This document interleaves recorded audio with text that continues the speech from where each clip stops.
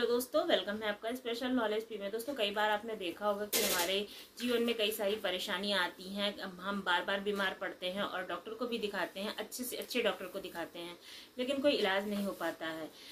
परेशानी लगातार बढ़ती ही जाती है, ठीक होने का नाम ही नहीं लेती है और हम काफ़ी तकलीफ में आ जाते हैं। तो ऐसा क्यों होता है?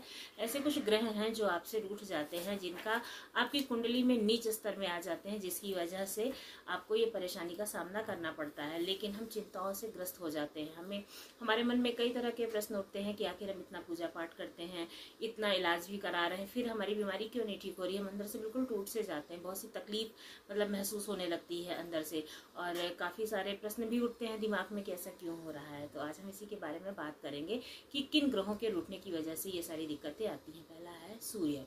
अगर आपकी कुंडली में सूर्य जो है नीच का हो जाता है तो आपके चेहरे से चमक ही गायब हो जाती है। आपका चेहरा काफी थका हारा लगेगा, आपको बहुत ही ज्यादा आलस्य महसूस होगा, आपके हृदय में दर्द का अनुभव होता रहेगा। अक्सर हृदय की जो धड़कन है वो सामान्य से थोड़ा सा ज्यादा लगेगी, आपको ऐसे लक्षण नजर आएंगे।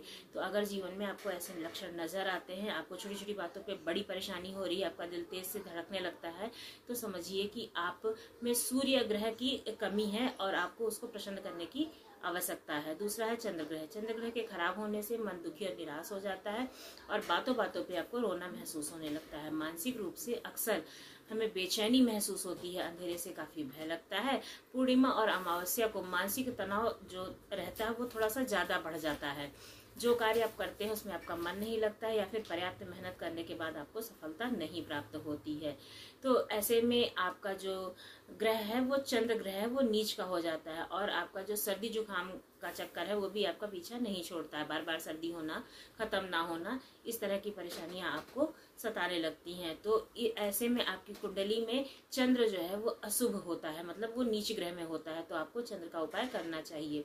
अगला है मंगल ग्रह। कुंडली में अगर मंगल खराब होता है तो आंखों में अक्सर कई सारी दिक्कतें आती हैं, जोड़ों में दर्द होता है, खून की कमी होती है, टाइफाइड, पीलिया जैसे रोग आपके ऊपर हावी हो जाते हैं और आपको उत्साह की कमी होने लगती है। वाणी में कर्कश होना यानी कि कटुता आती है, न चाहते हुए भी किसी को हम बुरा भला कह देते हैं और बाद में पछताते हैं। यह सारे लक्षण मंगल ग्रह के खराब होने की वजह से होता है। अगला है बुध ग्रह। बुध ग्रह खराब होने से व्यक्ति का हल्का बोलना होता है, बार बार हिचकी आती है, किसी भी प्रकार की वाणी से जुड़ी जो समस्या है वो हो सकती है, पड़ोसियों के साथ कलह होना, नर्वस सिस्टम का कमजोर पड़ जाना, दिमाग का अक्सर भ्रमित रहना, इन लक्षणों में समझा जाता है कि बुध ग्रह की कमजोरी है। तो अगर आपके साथ ऐसी समस्या है तो आप समझिए कि आपका बुध ग्रह कमजोर है। अगर आपकी कुंडली में बृहस्पति कमजोर है तो फिर क्या क्या लक्षण है?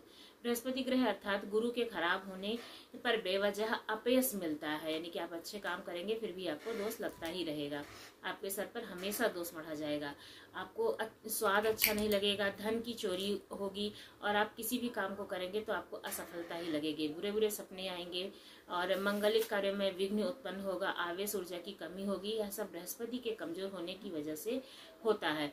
इस तरह के लक्षण अगर दिखाई देते हैं तो बृहस्पति का उपाय जरूर करना चाहिए। शुक्र ग्रह। अगर आपका शुक्र ग्रह खराब है तो त्वचा रोग से बार बार आप पीड़ित होते रहेंगे, पराई स्त्री की कामना करेंगे, गुप्त रोग से पीड़ित होने में कर्ज में डूब जाएंगे, खूब परिश्रम करने के बावजूद भी आपको हार्दिक लाभ नहीं होगा। ये सारे लक्षण दिखाई दें तो समझिए कि आपका शुक्र ग्रह कमजोर है। अगर आपकी कुंडली में शनि ग्रह कमजोर है तो क्या क्या लक्षण होंगे, आइए जानते हैं।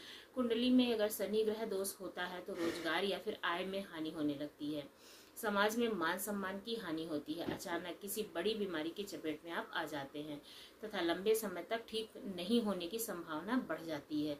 अगर आपको कोई लंबी बीमारी होगी तो जाहिर सी बात है कि जल्दी से वो ठीक होने का नाम नहीं लेगी। दुर्घटना होना या फिर परिवार में अचानक अकाल मृत्यु होना, आपके कार्यस्थल पर तथा दूसरे कर्मचारियों में आपका बार बार मतभेद होना, हर कार्य देर से होना आपका, ये सारे लक्षण अगर दिखाई देते हैं तो समझिए कि शनि जी महाराज आपसे नाखुश हैं।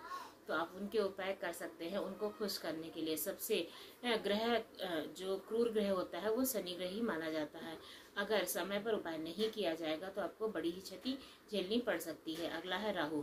अगर आपके जीवन में राहु कमजोर है तो आपको अनिद्रा से परेशानी होगी, यानी कि नींद नहीं आएगी, किसी भी कार्य को करने में आपकी अरुचि रहेगी, रोजगार में हानि होगी, बुरे सपने आना, खासकर सांप जो स्वप्न में सर्प का आना बार बार होने लगता है। सदस्यों से बेहद मतभेद रहता है घर के, और जो है अपने मतलब कमजोर दुश्मन जो होते हैं वो भी आपके ऊपर हावी होने लगते हैं। ये सारे लक्षण राहु के होते हैं। तो चलिए जानते हैं केतु के बारे में।